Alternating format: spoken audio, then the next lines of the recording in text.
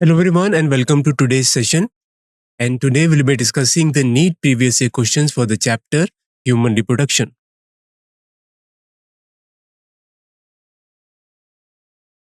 Before starting this lecture, I just want to give you one information that the images, text and other materials used in the presentations are for education purposes only. We respect the intellectual property rights of the original creators and owners.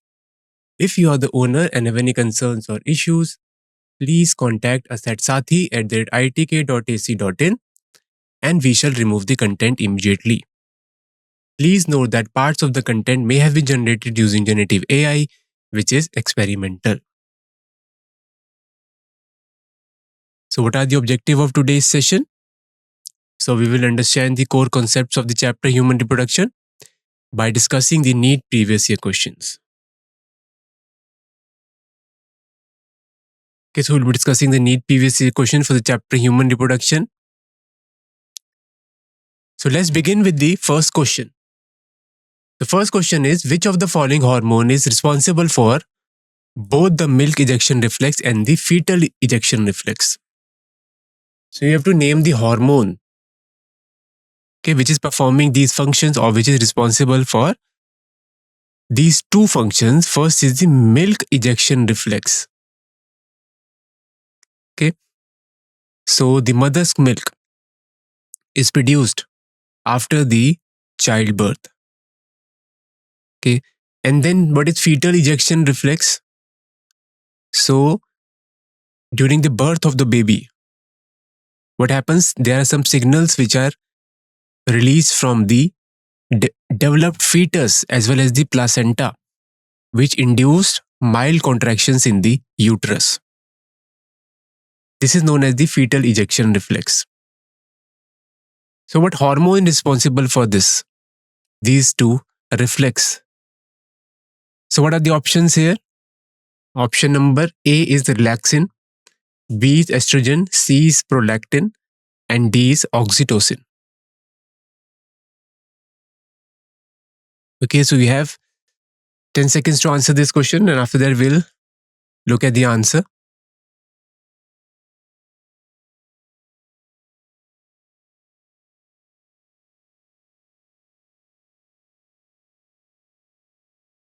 So let's have a look at the answer now. So fetal ejection reflex, okay, it triggers the release of oxytocin from the maternal posterior pituitary, and oxytocin acts on the uterine muscles and causes stronger uterine contractions. A milk ejection reflex is caused by combined neurogenic and hormonal reflexes that involve release of oxytocin from the posterior pituitary gland. Now, okay, so they are explaining the fetal ejection reflex and the milk ejection reflex. Okay, so as I have told you, for signals for the fetal ejection reflex, this comes from the fully developed fetus and the placenta, which induces mild contractions in the myometrium of the uterus. This is known as fetal ejection reflex. Now, these mild contractions trigger the release of the oxytocin, okay, which is a hormone. Then oxytocin again, what it does? It intensifies the uterine contractions. Then milk ejection reflex, this is caused by combined neurogenic and hormonal reflexes. So both nervous system and the hormonal system, means the endocrine system, is involved here. And again, this also involves release of oxytocin here. So in both these reflexes, oxytocin is being released. What is the function of relaxin? So as the name suggests, relaxin, it relaxes the cervix. It relaxes the pelvic muscles. It relaxes the ligaments of the pelvis region. It dilates the cervix. And it prepares the uterus for the childbirth. Then estrogen, these are also secreted by the ovaries. Relaxin also secreted by the ovaries. Now, this estrogen is involved in the development of secondary sexual characteristics. It is also involved in the development and regulation of the female reproductive system.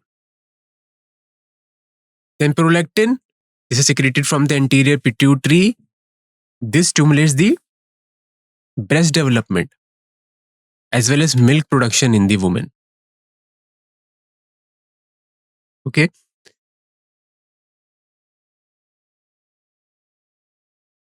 Now, next question. No new follicles develop in the luteal phase of the menstrual cycle.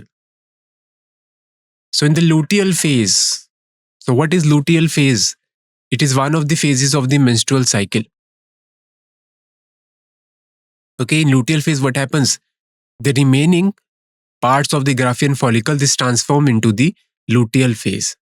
This transform into the corpus luteum. That's why it is known as the luteal phase. So now here, no new follicles are developing in the luteal phase. Why this is happening? What is the reason for this? So what are the options here? Option number A, both FSH and LH levels are low in the luteal phase. Then option number B, follicles do not remain in the ovary after ovulation. C, follicle stimulating hormone levels are high in the luteal phase. And D, LH levels are high in the luteal phase. So you have 15 seconds to answer this question, and after that we'll discuss the answer for this question.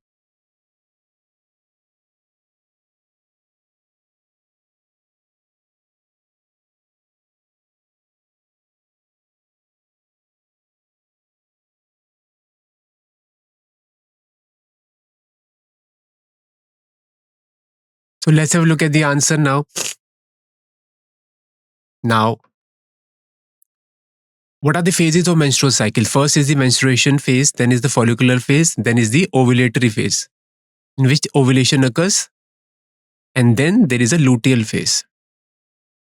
Now, ovulation means release of egg is followed by the luteal phase. During luteal phase, what happens? There is a development of the corpus luteum. Corpus luteum secretes hormones, basically progesterone, and it also secretes some amount of estrogen as well. Now, these two hormones, estrogen and progesterones, they exert negative feedback on the hypothalamus, which in turn inhibits the release of FSH and LH. So this is a negative feedback. What do you mean by negative feedback here? The increase the level of these hormones, estrogen and progesterone, is inhibiting the release of FSH and LH from the anterior pituitary. Now, what is happening? Is estrogen progesterone levels are high. Basically, progesterone level is maximum during the luteal phase. So what is happening now? They will exert a negative feedback on the hypothalamus. So hypothalamus secretes a hormone, gonadotrophic releasing hormone, GnR. Okay, GnRH. This is gonadotrophic releasing hormone. This is secreted from the hypothalamus. And this gonadotrophic releasing hormone then acts on the pituitary, and it triggers pituitary to release FSH and LH. So if there is no gonadotrophic releasing hormone, then this hormone cannot stimulate anterior pituitary to release FSH and LH. So their level decreases. So if the level of progesterone as well as estrogen is high, and mainly progesterone, then it will inhibit the release of FSH and LH. So this follicle stimulating hormone and LH, they are responsible for development of the follicles. So in the follicular phase, what happens? The level of FSH and LH, they continuously increase. So follicle stimulating hormone, the name suggests it is involved in the follicular development. So if the level of FSH and LH is low, then no new follicles will form.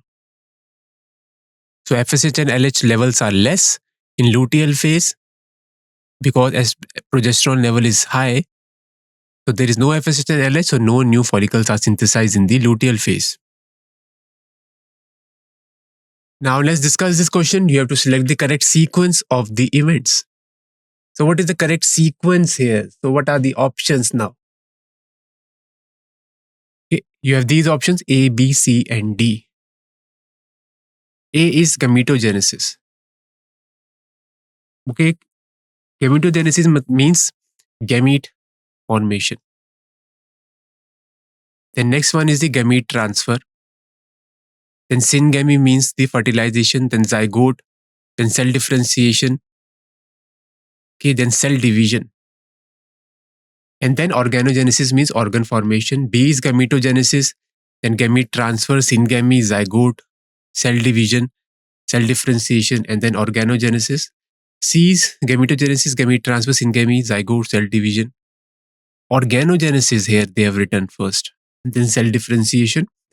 D is gametogenesis, syngamy, gamete transfer, zygote, cell division, cell differentiation, and organogenesis. What will be the correct answer here?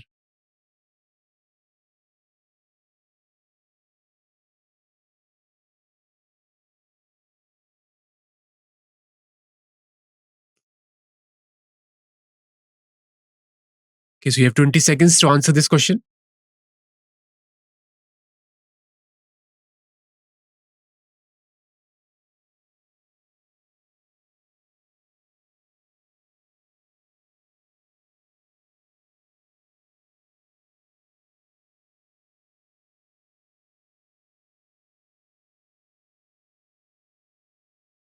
Well, let's have a look at the answer now. So correct. What is the correct sequence here? So first of all, there is gamete formation. The gametogenesis means gamete formation. Means male and the female gametes are produced. Then what happens? There is a gamete transfer. So what happens? The sperms, they are released into the female genital tract, okay, by the process known as insemination. And the egg also, it reaches the ampulla region of the fallopian tube. So next is the gamete transfer. Then syngamy. Syngamy means fertilization, fusion of the male and the female gametes.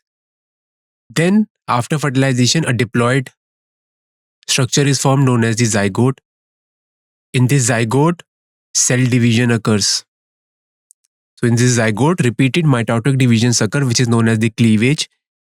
And then there is cell differentiation. And after cell differentiation, there will be organogenesis, means organ formation. So this is the correct sequence. So gametogenesis, the formation of the gametes, sperm and ovum, these are the gametes. They are produced through spermatogenesis and oogenesis.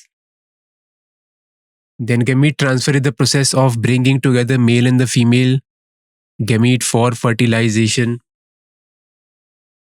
Then syngamy is fusion of gamete and leading to formation of the zygote.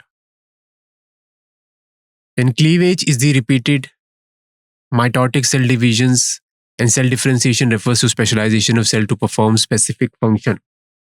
So after cell division, you have cell differentiation. What do you mean by cell differentiation? When the cells start performing a specific function. The cells become specialized to perform specific function. And then last one is organogenesis, which means the formation of the organs. Now, next question is you have to select the correct sequence of transport of sperm cells in the male reproductive system. Now, we all know that the sperms, the male gamete, they are produced in the seminiferous tubules. Now, from seminiferous tubule, how these sperm travel. Okay. And finally, how the sperms, they are transported outside the body. So you have these four options A, B, C, D. You have to choose the correct answer here.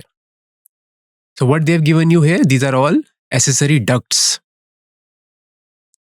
What are the accessory ducts in the male reproductive system? These are reticestes, vas afferentia epididymis. Okay.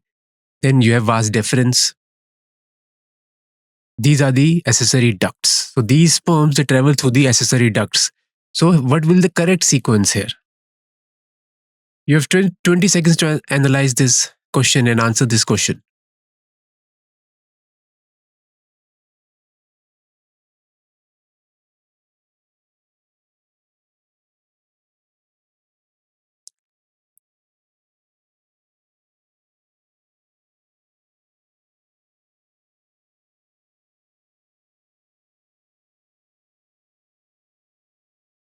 Let's have a look at the answer now.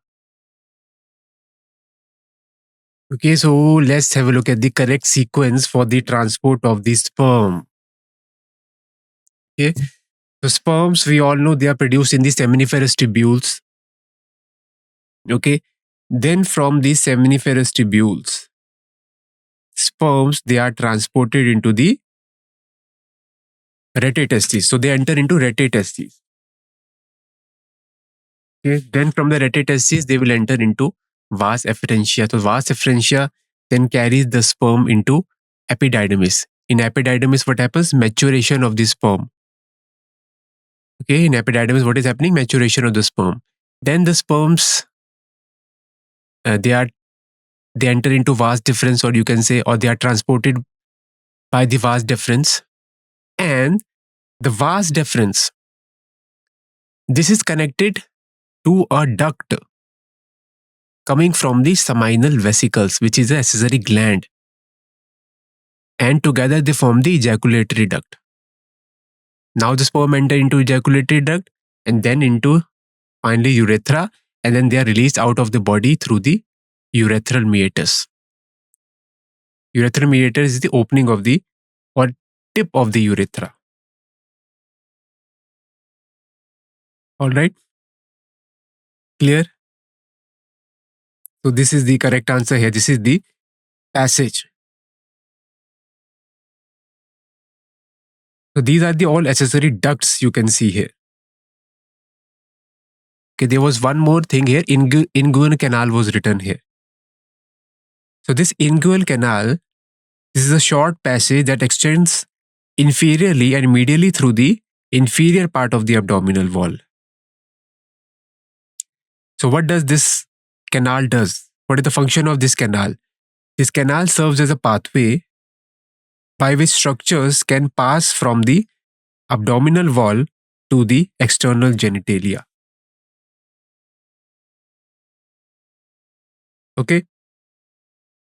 But this is not, you can say, thing to know here. So thing to know here are these: rete testes, vas efferentia, epididymis, vas deferens, ejaculatory duct, urethra, and urethral meatus. Inguinal canal is okay beyond the NCRT.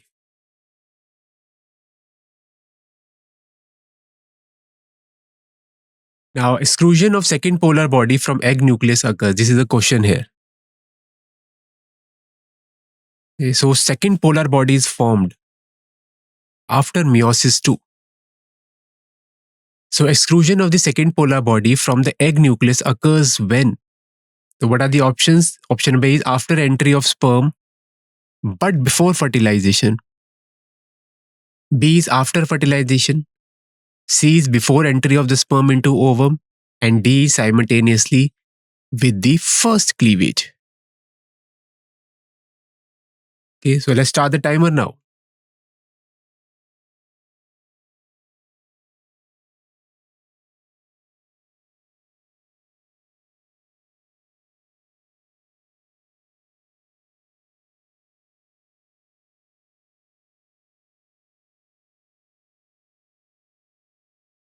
So let's have a look at the answer. So what is the answer here? Exclusion of the second polar body from the egg nucleus occurs after the entry of the sperm into the secondary oocyte, but before fertilization. So what happens here? Secondary oocyte is formed after meiosis I. This secondary oocyte also get arrested in the metaphase 2 of the meiosis II. And when this secondary oocyte comes in contact with the sperm,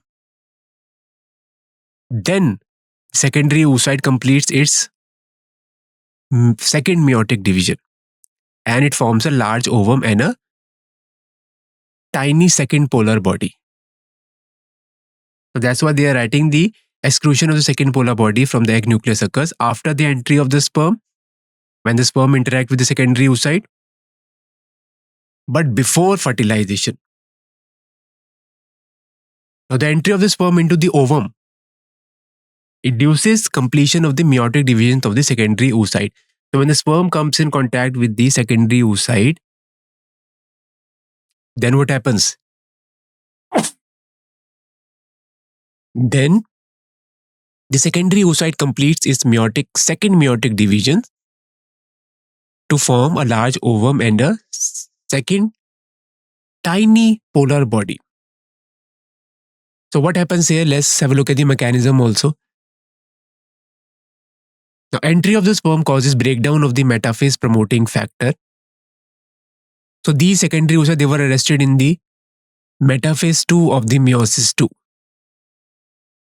So when the sperm interacts with the secondary oocyte, this causes the breakdown of the metaphase promoting factor and turns on the anaphase promoting complex. So what are the stages? You have prophase, metaphase, anaphase, telophase. So after metaphase, you have anaphase. So anaphase promoting complex is turned on. Okay? That's why it completes its meiotic 2 division.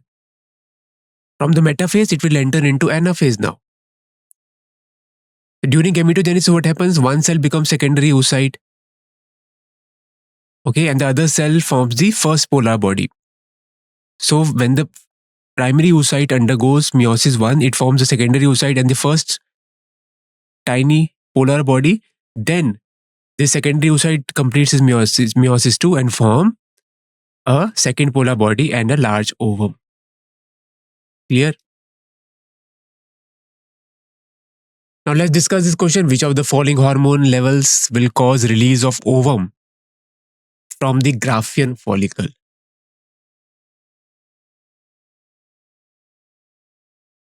What are the options? Say high concentration of progesterone, low concentration of LH, low concentration of FSH, and high concentration of estrogen.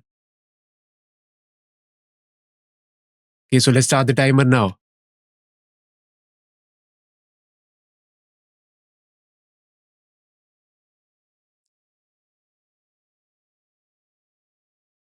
So let's have a look at the answer now.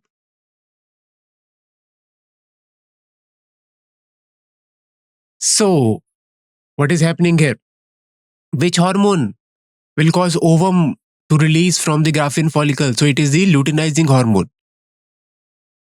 Okay. So there is an LH surge just before the ovulation.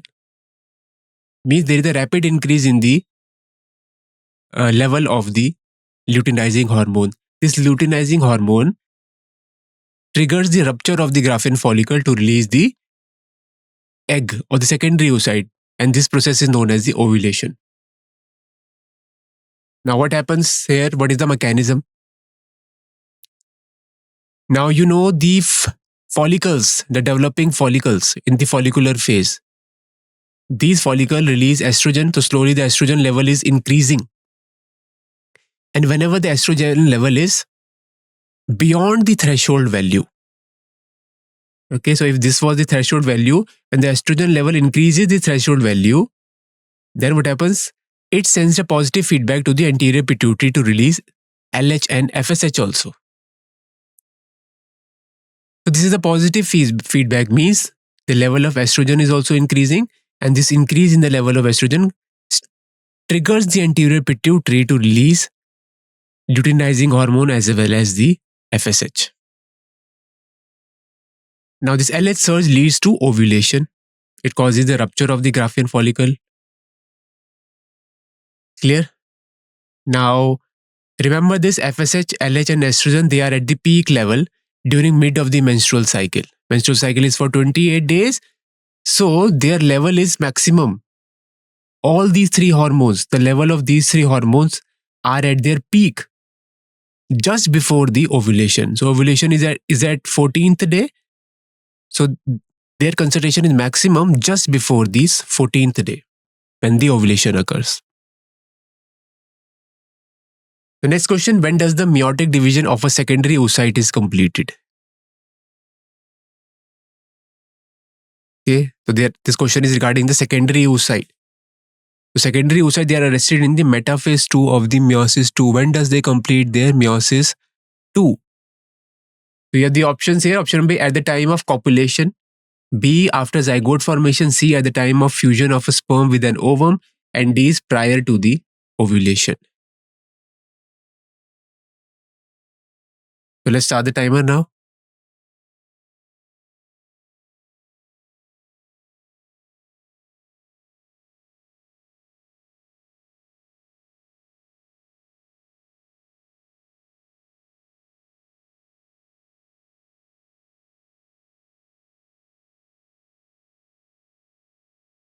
So meiotic division of secondary oocyte is completed after the entry of sperm in the secondary oocyte. So when the sperm interacts with the secondary oocyte, and basically when the sperm interacts with the zona pellucida of the secondary oocyte,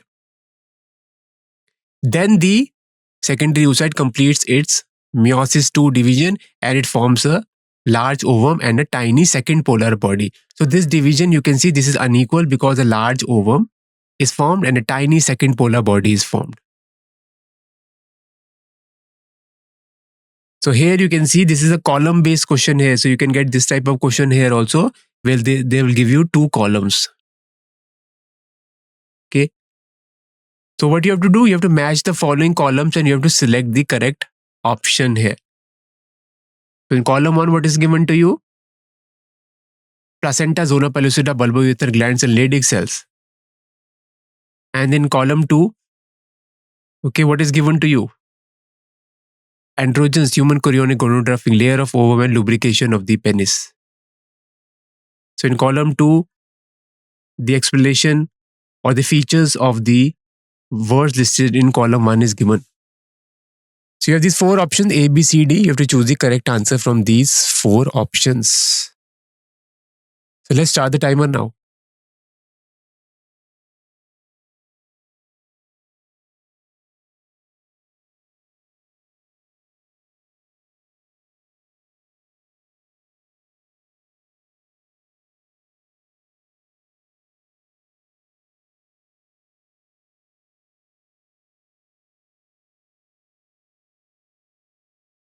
So let's have a look at the answer now.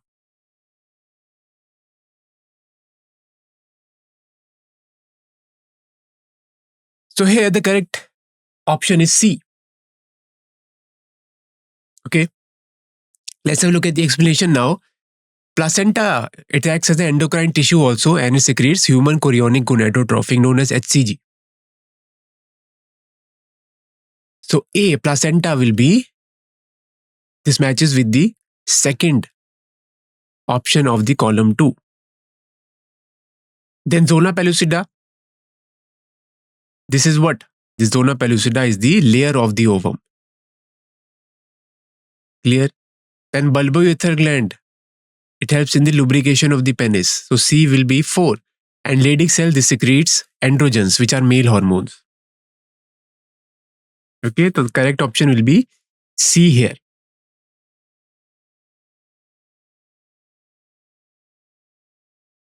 Okay, you can see there, secretion of bulbourethral gland helps in the lubrication of the penis. Bulbourethral gland is also known as the Copulus gland.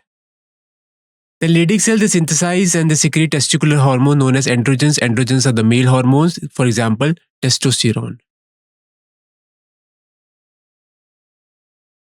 Now, this is a statement-based question here. Here, 2 statements are given to you. You have to choose the appropriate answer from the options given below. So let's read these statements first. So what is the statement 1? Release of sperms into seminiferous tubule is called spermiation. Then statement 2 is spermiogenesis is a process of formation of sperms from spermatogonia. So are the statement true or false? So what are the options given to you? Both statement 1 and 2 are incorrect. Statement B, statement 1 is correct, but statement 2 is incorrect. C, statement 1 is incorrect, but statement 2 is correct. And D, both statement 1 and 2 are correct. So let's start the timer now.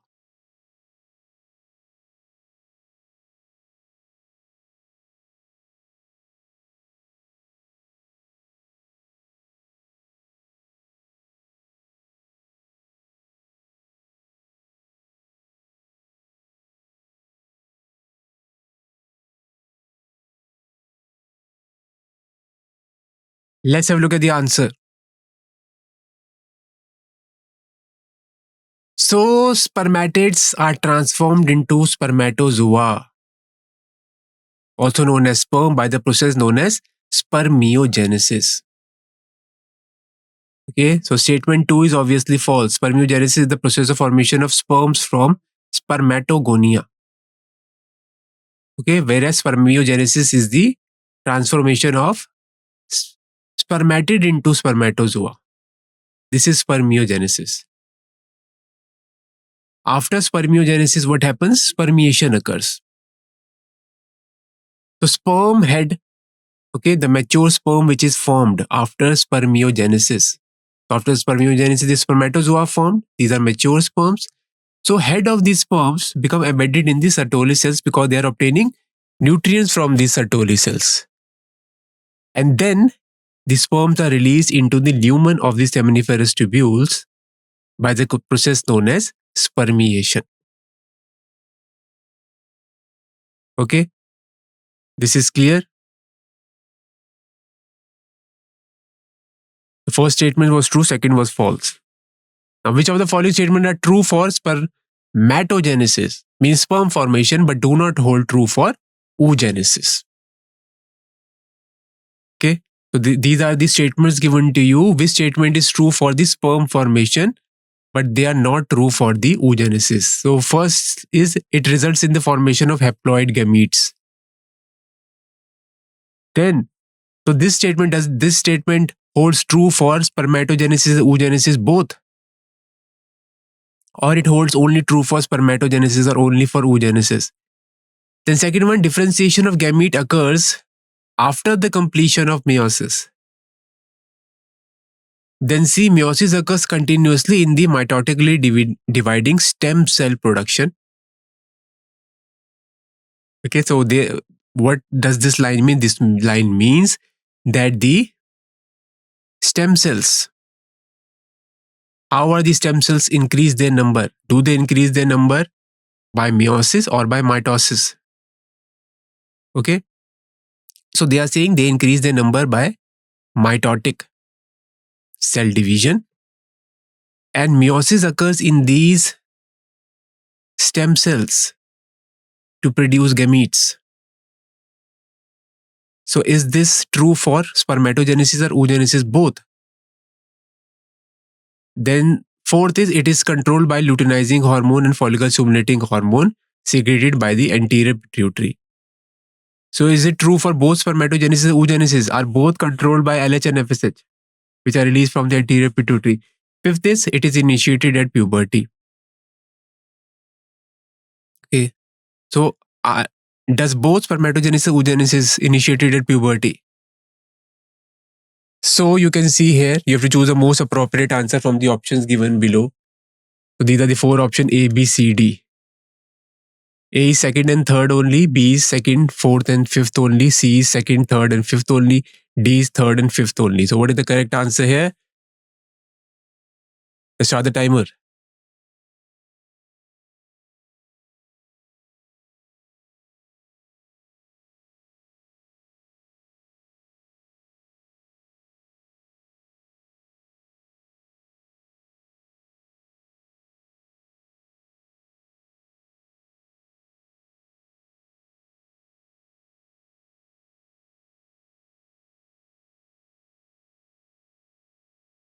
Let's have a look at the answer now. Okay, answer is, okay, this one. Both spermatogenesis and oogenesis result in haploid gametes. This is not a difference. This is the first statement here. This first statement is what? It results in the formation of haploid gametes. So yes, spermatogenesis also haploid gametes are produced. In oogenesis also haploid gametes are produced due to meiosis. So this is not a difference between spermatogenesis and oogenesis. In both, haploid gametes are formed. Then second statement, true for spermatogenesis but not for oogenesis. Second statement, in spermatogenesis, differentiation occur after the meiosis. In oogenesis, differentiation begins before the meiosis is completed. So this is a difference. So statement 2 is only true for the spermatogenesis, means sperm formation. Okay, after meiosis, what happens? Spermatids are formed, and these spermatids, they transform into they differentiate into the spermatozoa.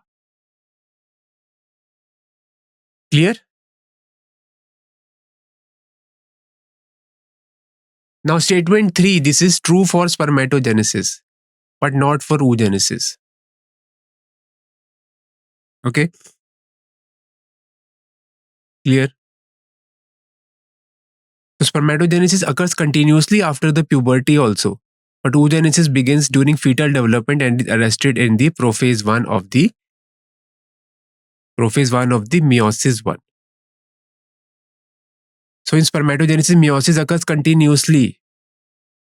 So from the primary spermatocytes, secondary spermatocytes are formed, from secondary spermatocytes, spermatids are formed. So this division is continuous. But in oogenesis, what happens? The primary oocyte is arrested in the prophase 1 of meiosis 1, and then secondary oocyte is arrested in the metaphase 2 of the meiosis 2. So this is not a continuous meiotic division.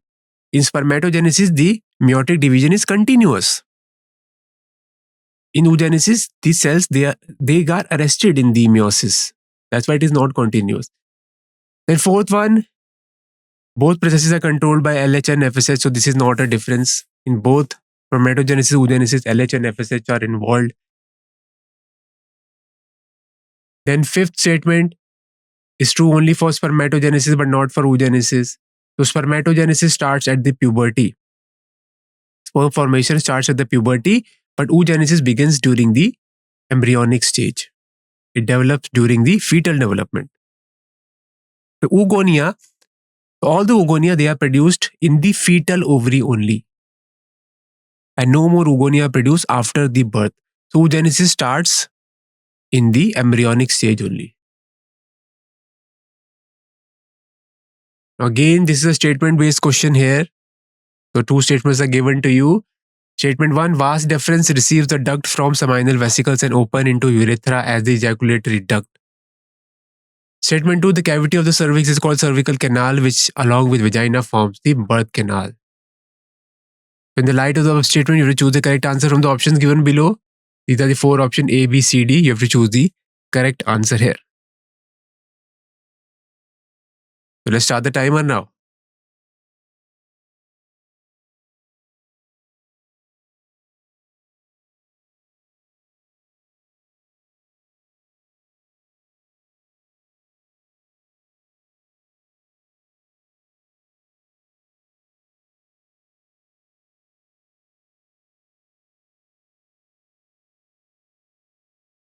Let's have a look at the answer here.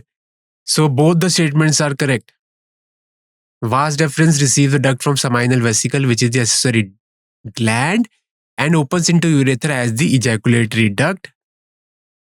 And then the cavity of the cervix is called cervical canal. And cervical canal, along with the vagina, it forms the birth canal.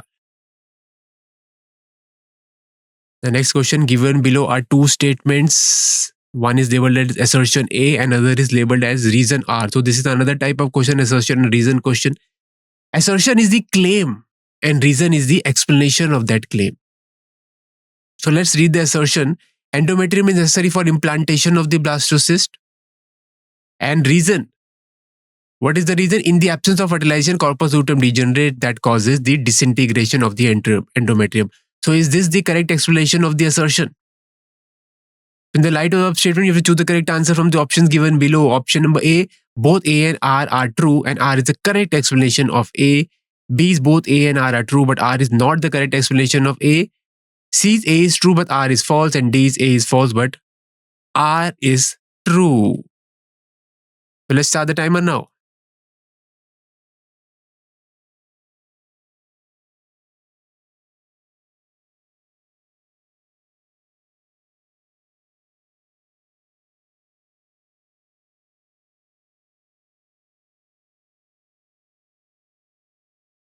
Let's have a look at the answer now. So both assertion and reason are correct.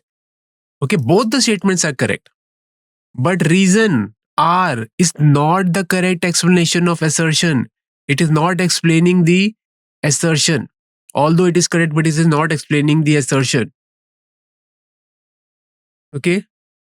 So answer will be B. Both A and R are true, but R is not the correct explanation of A. So corpus luteum, it secretes large amount of progesterone. And progesterone helps to maintain the endometrium, which is very important for maintaining the pregnancy. So here in the claim they were saying endometrium necessary for implantation of blastocyst. Yes, because blastocyst attaches to the endometrium. But reason is not explaining this assertion. It is only saying that corpus luteum is degenerating.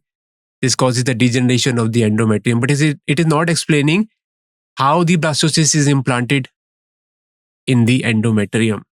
It is not explaining implantation process. What happens in the absence of fertilization? Corpus luteum degenerates. Hence, there is a decrease in the level of progesterones, which will cause disintegration of the endometrium, leading to menstruation.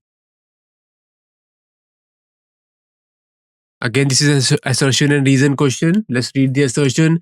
FSH acts upon ovarian follicle in female and Leydig cells in the male. Okay, then reason is growing ovarian follicle secrete estrogen in females while interstitial cells secrete androgen in male human beings. So in the light of the statement, you have to choose the correct answer from the options given below. These are 4 options: A, B, C, and D. So let's start the timer now.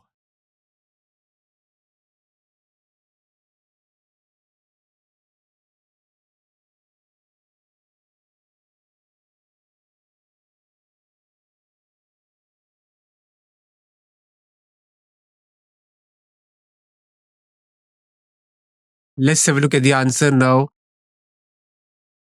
The follicle stimulating hormone acts on what? The follicle stimulating hormone acts on the ovarian follicles in case of females, helps in the development of the follicles. And in males, it acts on the Sertoli cells, not on the Leydig cells. So in question, it is written Leydig cells, but FSH, it acts on the Sertoli cells in the males.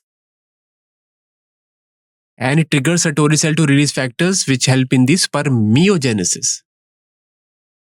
Then luteinizing hormone, they act on the Leydig cells. And Leydig cell then secretes what? It secretes the testosterone, which are the androgens, male hormones. Here. Now, reason is also true. Ovarian follicle produce estrogen in the females. And the interstitial cells, also known as Leydig cell, produce androgens in the males. Clear? So both the statements are true here. The assertion is false here, obviously. A is false here, but R is true. So option number D will be the correct answer here. A is false because follicle stimulating hormones act on the Sertoli cells, not on the Leydig cell. Clear? But R is true here. Again, assertion and reason question here. Let's read the assertion. Breastfeeding during initial period of infant growth is recommended by doctors for bringing a healthy baby. Then reason is colostrum, which is the mother's milk, contains several antibodies absolutely essential to develop resistance for the newborn baby. So in the live of statement, you have to choose the correct appropriate answer from the options given below. These are 4 options: A, B, C, D. You have to choose the correct answer here. Let's start the timer now.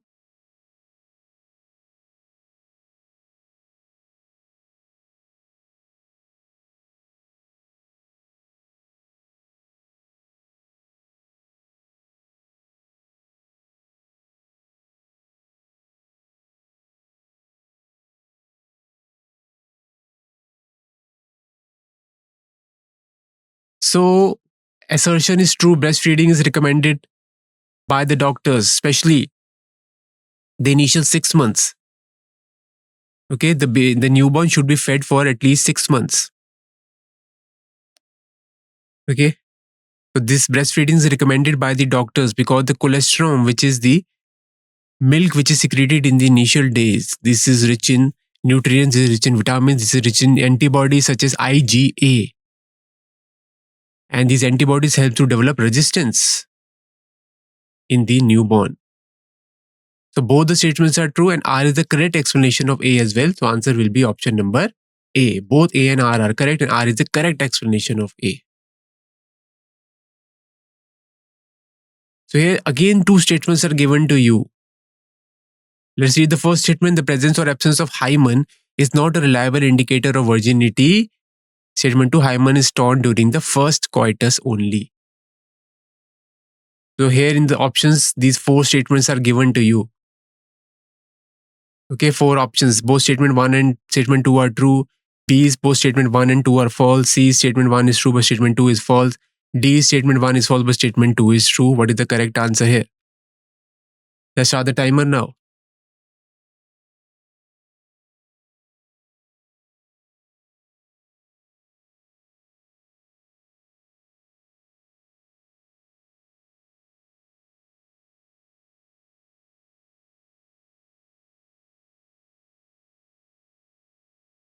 So, statement 1 is correct. Presence or absence of hymen is not a reliable indicator of virginity because this hymen can be broken down due to some other factors also, like due to sudden jolt or due to running, or if the female is involved in certain sport activity.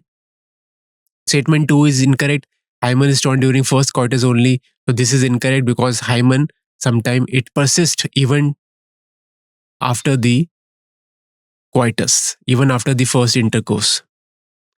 So, okay, it is not necessary the hymen is torn during the first coitus only. It can be torn due to sudden jolt also, insertion of a vaginal tampon, active participation in some sports, and in some women, the hymen persists even after the coitus.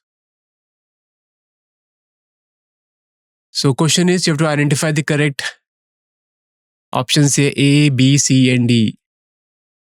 Okay, so this is A, B, C, and D. You have to identify this A, B, C, D in respect to spermatogenesis. So they are showing you the flow chart. They're showing you the process of sperm formation. You have to identify A, B, C, and D. These are the 4 options, A, B, C, D. You have to choose the correct answer from here. Let's start the timer now.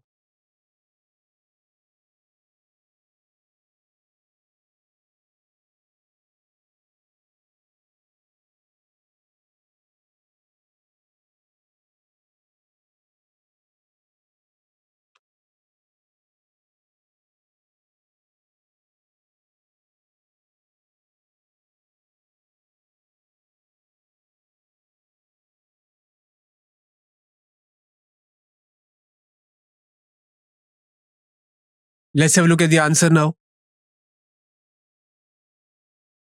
So A represents FSH.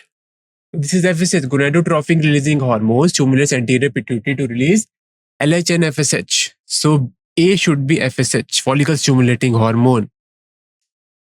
Okay, these follicle stimulating hormone act on Sertoli cells in the males.